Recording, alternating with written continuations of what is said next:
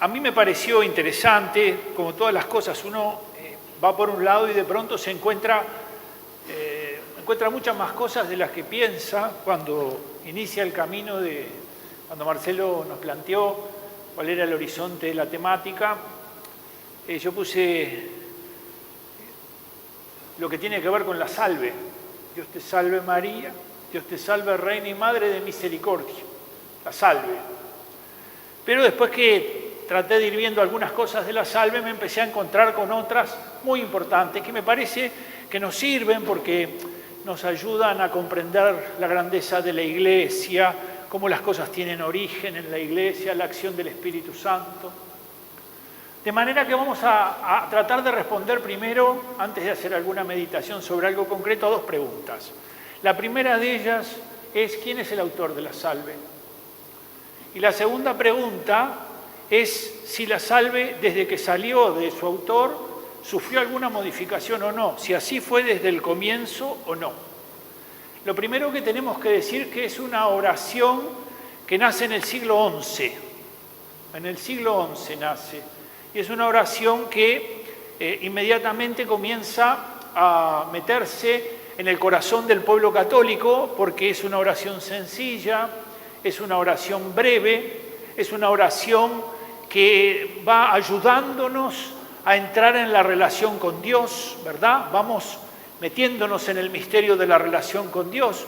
Y de hecho hay testimonios de que ya antes de la primera cruzada es por el 1096, ya existe la oración, ya existe, tal vez no en la forma acabada, pero ya existe la oración de la salve.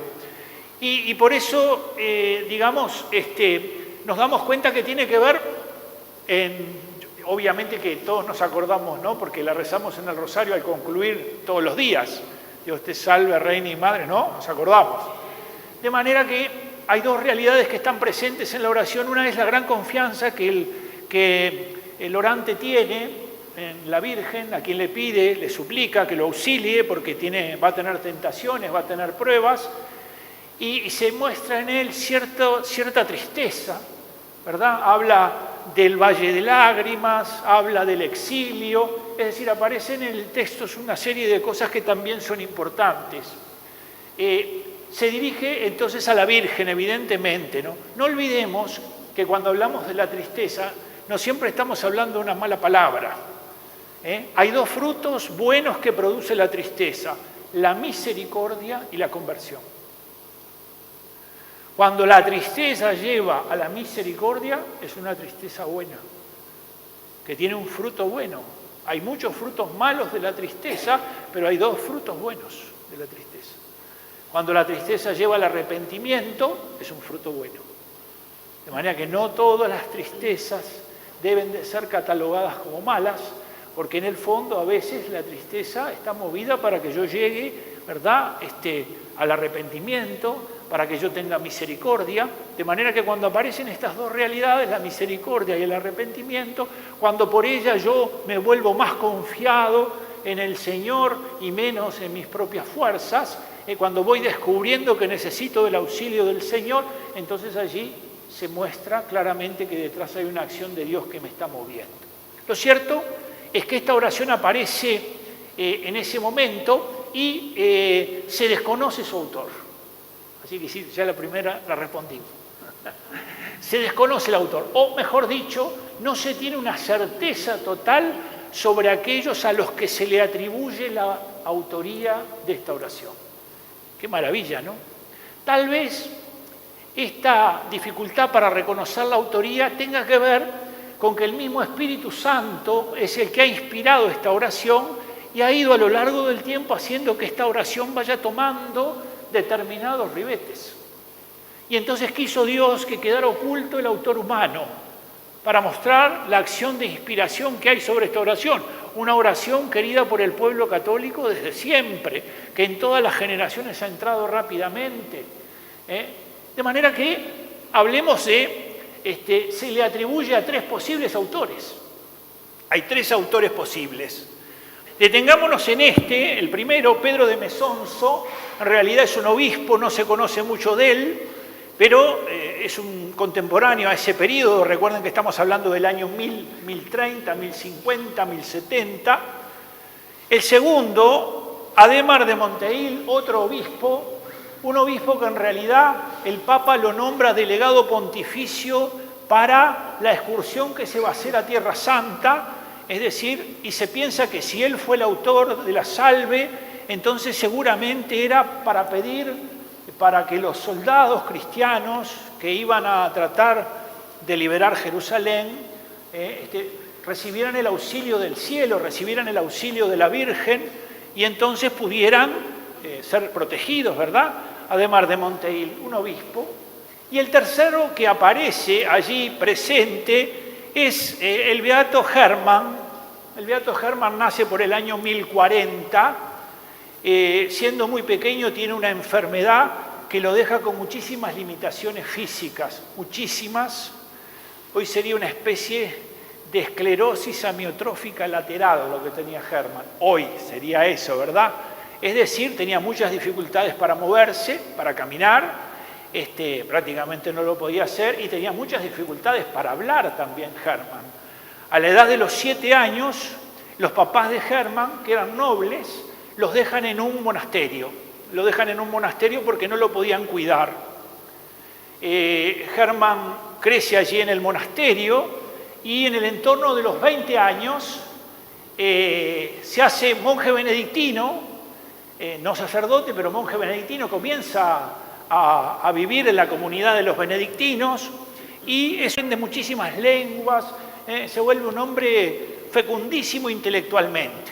No hay que olvidar que en ese periodo, un periodo que tiene mala prensa, sobre todo le ha creado mala prensa en la Edad Media, la cultura que no quiere el cristianismo, le ha creado malísima prensa y enseña a veces en la historia con una historia totalmente rebuscada, algunas cosas malas, ¿verdad?, de la Edad Media y se olvida el caldo de cultivo que fue la Edad Media como un periodo de cultura esplendoroso.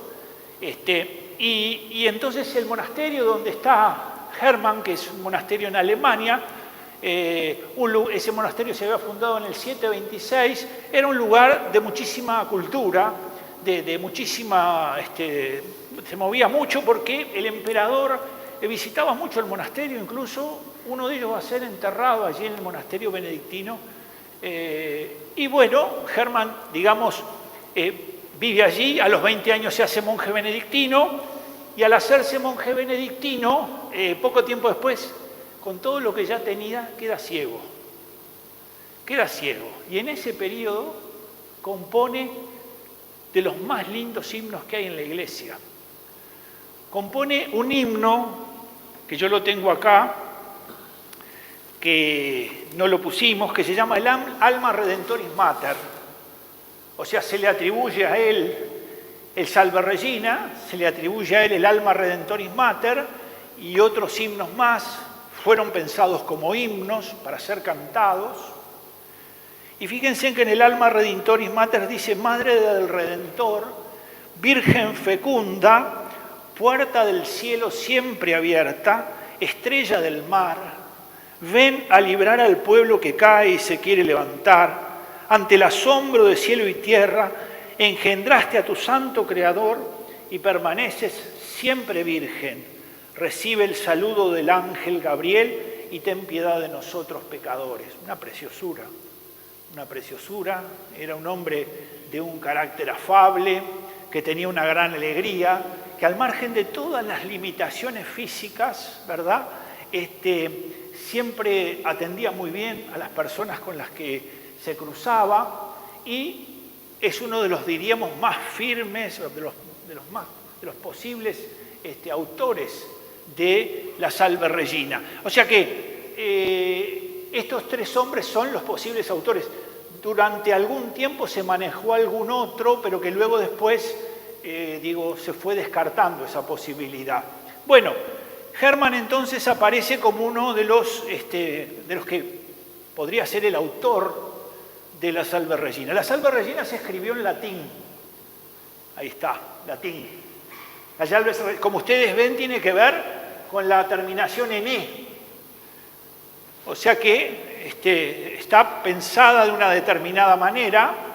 es un himno, era para ser cantado, y en el año 1250 un papa, que creo que es Urbano IV, toma la decisión de que se vuelva litúrgica, es decir, se manda que después de las completas se cante por los monjes. La oración de completas es en la noche, después que terminaba esa oración, entonces los monjes tenían que cantar la Salve Regina. Es un himno a la realeza de la Virgen, ¿verdad? Tenía esa finalidad. Y se cuenta que los benedictinos tomaron la Salve Regina y en muchos casos la unieron a una especie de procesión de antorchas. Hacían procesiones de antorchas y cantaban la Salve Regina por las noches, tal como lo había recomendado este Papa Urbano, creo que era Urbano IV, o si no era, le ponemos Urbano IV, porque igual, ¿quién se va a enterar? Bueno, Salve Regina, tiene, como ustedes ven, tiene todas las terminaciones en la E, que son las que permiten la rima, ¿no? Pero hay un elemento muy importante en todo esto. Aparece la palabra mater en negritas, aparece o clemens, o pía, o dulces Virgo María, clemente, piadosa, y la parte final. Esto no estaba en la oración inicial. Esto no estaba en la oración inicial. Estos son agregados, incluso del primer siglo de la oración. Los primeros años ya no más aparecen agregados, pero esto no estaba. Es decir, inicialmente la oración es Dios te salve, Reina de misericordia. Inicialmente es así la oración, Dios te salve, Reina de misericordia. Y luego, en el primer siglo, se le va a agregar el Madre. Y la historia tiene que ver con otro monasterio benedictino, un monasterio benedictino en el que había un abad, Otón, que decide, poco a poco hace continuamente presente este modo de llamar a la Virgen. La llama así, Dios te salve, Reina y Madre de misericordia. Y esa decisión de él va también calando en el pueblo, que va repitiendo de esa manera esta jaculatoria, ¿verdad?, en honor de la Virgen.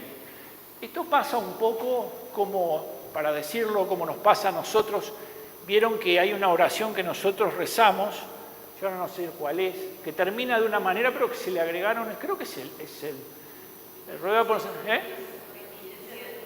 Ya sé por eso.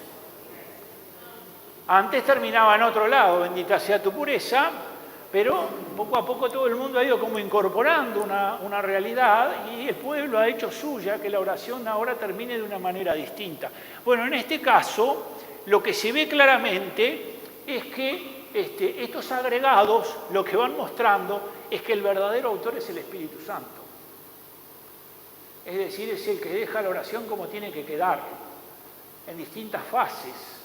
En el que inicialmente la escribe, terminando aquí, en esta parte.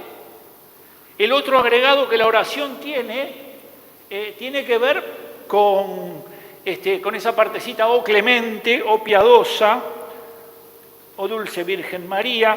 Ese segundo agregado, quiero mirar la fecha exactamente, tiene que ver con la Navidad del 1146, San Bernardo de Claraval, que fue un gran mariano, y que en algún momento se le atribuyó a él la salve. Después los estudios fueron dando de que no iba en esa dirección. Estando en la catedral alemana de Spira y habiendo cantado en honor de la Virgen este canto, este himno, cuando llega al final, aquí cuando termina, San Bernardo se levanta en éxtasis y en medio de ese éxtasis prorrumpe con estas aclamaciones: o clemente, o piadosa, o dulce Virgen María.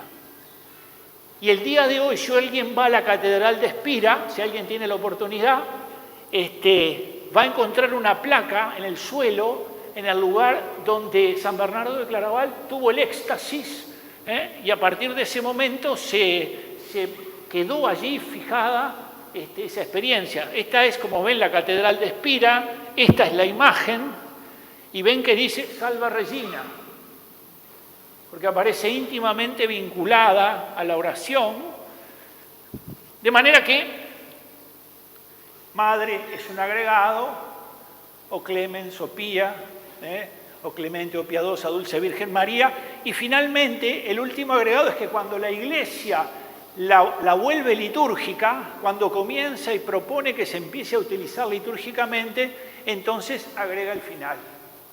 Ruega por nosotros, Santa Madre de Dios, para que seamos dignos de alcanzar las promesas de nuestro Señor Jesucristo.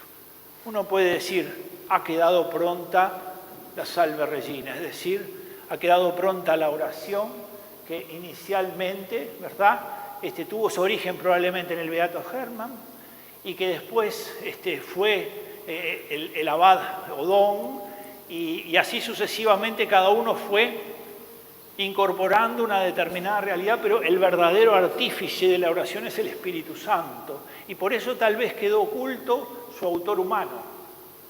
Por eso tal vez, ¿verdad?, se reservó Dios el saber quiénes habían intervenido para regalarnos esta preciosa oración, que remite justamente al vínculo estrechísimo que hay entre la Madre de Dios y el hombre que suplica, el hombre que pide. Expresa con simplicidad y confianza, simplicidad. Simplicidad. Fíjense las oraciones, simples. Pero evidentemente que desde el punto de vista humano necesita de parte del orante confianza. ¿Por qué? Y bueno, porque, vamos a poner en las manos de la Virgen, pidiéndole su auxilio para poder superar las adversidades que tenemos que vivir. Simplicidad y confianza es la actitud perfecta del alma afligida que implora a la Madre del Redentor las fuerzas y el amparo necesarios para ser fiel en medio de las pruebas, ¿verdad? Y tener la dicha de ver a Jesús cara a cara en el cielo por toda la eternidad. Miremos, no los voy a entretener mucho, porque yo me entusiasmé demasiado con la oración, pero no los voy a entretener mucho. Vamos de vuelta a la oración. Observemos esto de la oración. La oración tiene 4 partes. La primera es un saludo. La oración comienza con un saludo. El saludo, nosotros en castellano, salve, lo traducimos por Dios te salve. El saludo nuestro en español es mucho más solemne que este, porque este es un deseo de salud. Es respetuoso, es el que se utilizaba en el mundo romano, pero no iba más allá de eso. En cambio, nosotros lo hemos traducido por Dios te salve, un saludo, diríamos, mucho más lindo, que tiene como una profundidad mayor. Recordemos que ese saludo, tiene que ver con un deseo, por decirlo así, ¿no?, con una familiaridad. Uno saluda a aquella persona con la que tiene cierta familiaridad, cierto trato. Y luego van a venir 2 afirmaciones iniciales. La oración es como una pretensión continua de decirle piropos a la Virgen para luego hacerle una petición. Tiene una sola petición la oración, una sola. Le dice a ella que es reina, le dice a ella que es madre, le dice que es misericordiosa, ¿verdad?, a la Virgen, le dice que es vida, que es dulce, que es esperanza nuestra, y luego de eso se presenta el orante.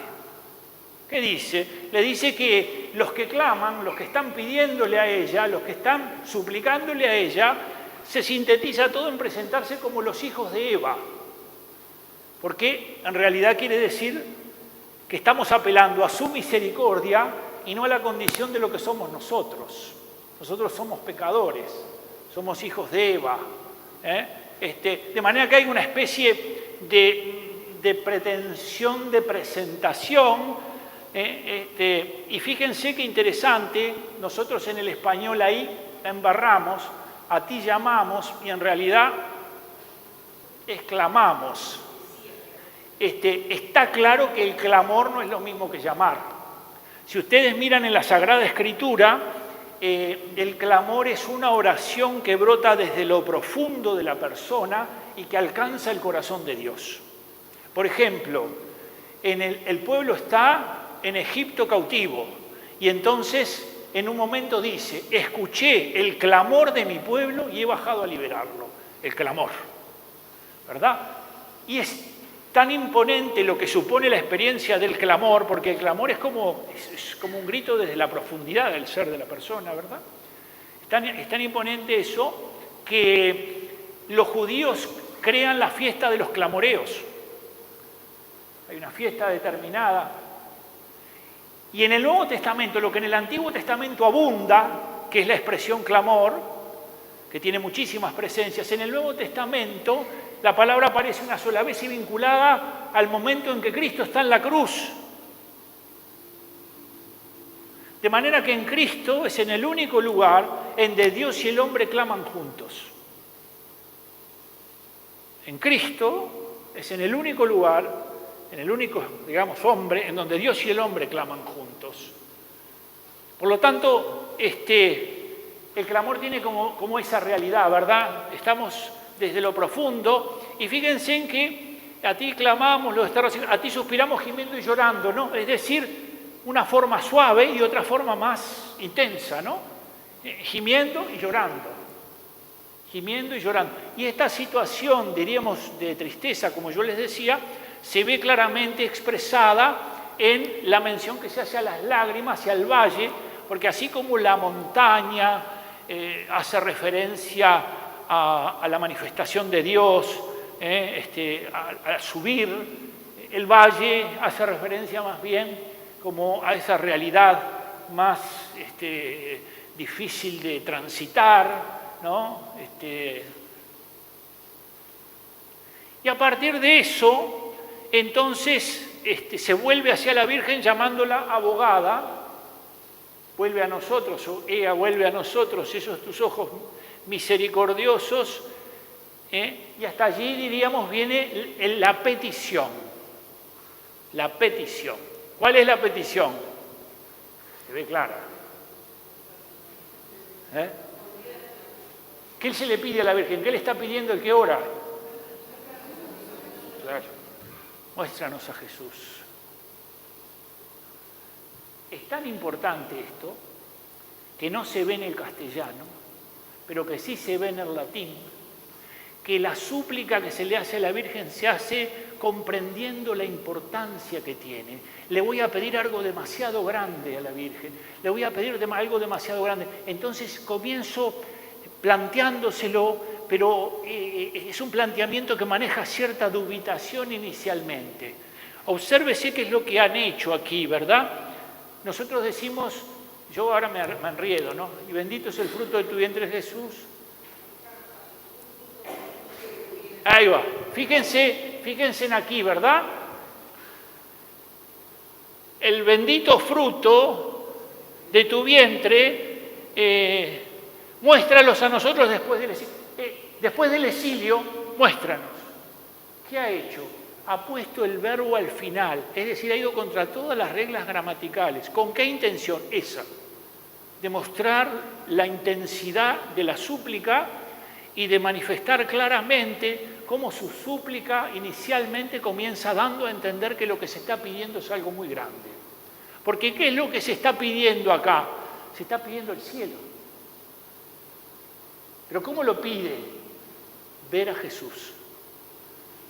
Es decir, esta oración ya manifiesta claramente ese tipo, diríamos, de intenciones que se manifiestan, que se tienen, para que las cosas sean pedidas poéticamente.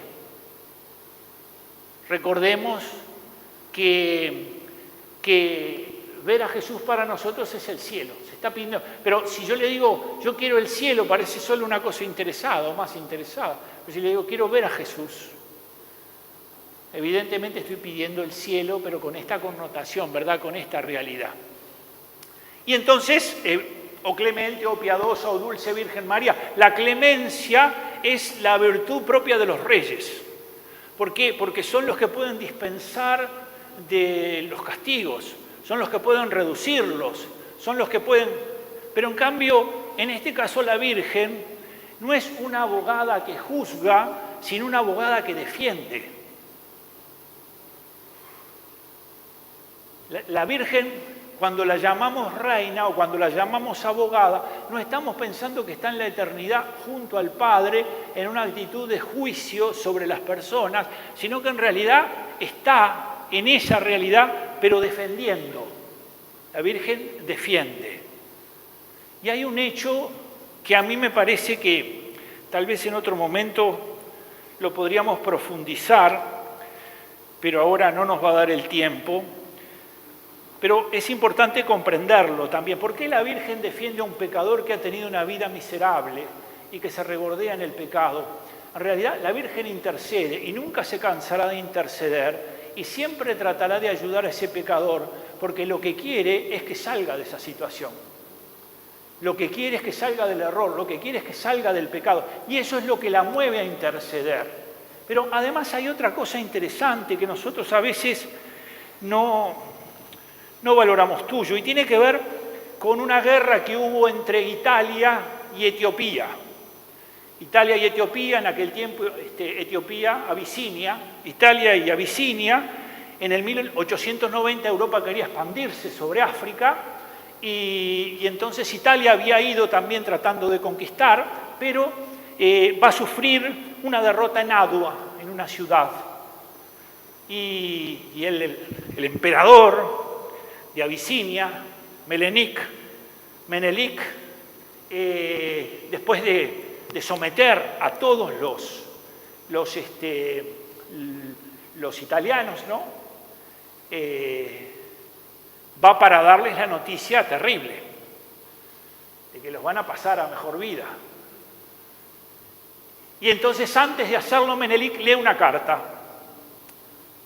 Cuando lee la carta, todos los que estaban allí quedaron un tanto perplejos, porque es la carta de la mamá de uno de los que está allí, que le pide que lo perdone. ¿Pero cómo se lo pide? Le dice a Menelik, le dice: emperador, ten piedad y devuelve a esta desgraciada madre a su hijo. Te lo suplico en el nombre de la Madre de Dios. Dice: en nuestra iglesia he prendido una vela ante su imagen y me ha parecido que la Virgen me sonreía y me decía con confianza: ten confianza, Menelik te devolverá a tu hijo. En nombre de María te pido nuevamente a mi hijo. Se hace un gran silencio y se espera el juicio de Menelik. Menelik dice: eres libre, le dice al hijo de esta mujer. Ve y dile a tu madre que si la Virgen ha dicho que sí, yo no puedo decir otra cosa. De manera que la libertad no te la di yo, sino que te la dio la Virgen. La libertad no te la di yo, te la dio la Virgen. Si ella dijo eso, yo no puedo decir otra cosa, le dice.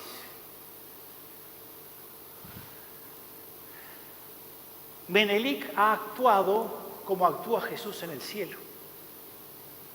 Ha hecho lo mismo. Es decir, ante una súplica de la Virgen, no ha podido responder de otra manera. Y Menelik dice una cosa que para mí es la llave más importante de todo esto. Dice: dile a tu madre que ha sido la Virgen la que te ha librado, porque tú y yo somos hijos de la misma madre. Es decir, porque tú, el reo, y yo, el juez, tenemos a la misma madre. Ese hecho es lo que la Iglesia llama, ese acontecimiento, es lo que la Iglesia llama que la Virgen tiene un poder en la súplica único. Único. La Iglesia a la Virgen la llama la omnipotencia suplicante. Por eso, porque descubrió eso. ¿Qué ha descubierto? Claro, que la madre de Jesús es madre también de aquel a quien se acusa. Y entonces que ella vela permanentemente Y si bien la omnipotencia de la Virgen no es la de Dios, no es una omnipotencia divina, pero los santos padres y la Iglesia dice que todo lo que Dios puede hacer, todo lo que Dios quiere hacer, todo eso la Virgen lo puede pedir. Oh Virgen, todo lo que Dios puede por su voluntad, lo puedes tú por tu oración. Omnipotencia suplicante. San Bernardo nos da un consejo: acudid a María, os lo digo sin titubear, ella será siempre escuchada por razón de su dignidad. El ángel dijo que había hallado la gracia y efectivamente María siempre halla gracia, no a veces, siempre halla gracia. Benedicto, casi nada, hablando de la omnipotencia suplicante. Todo ha venido de Cristo, dice Benedicto, incluso María. Todo ha venido por María, incluso Cristo. Es decir, la misión de la Virgen no es un título o una realidad acomodada en un determinado momento para que se realice la misión de Cristo. Cristo es el Hijo de María en el cielo. Es el Hijo de María. Y como tal la honra en el cielo, y en la medida en que ella no le negó nada en la tierra, Él no le niega nada en el cielo.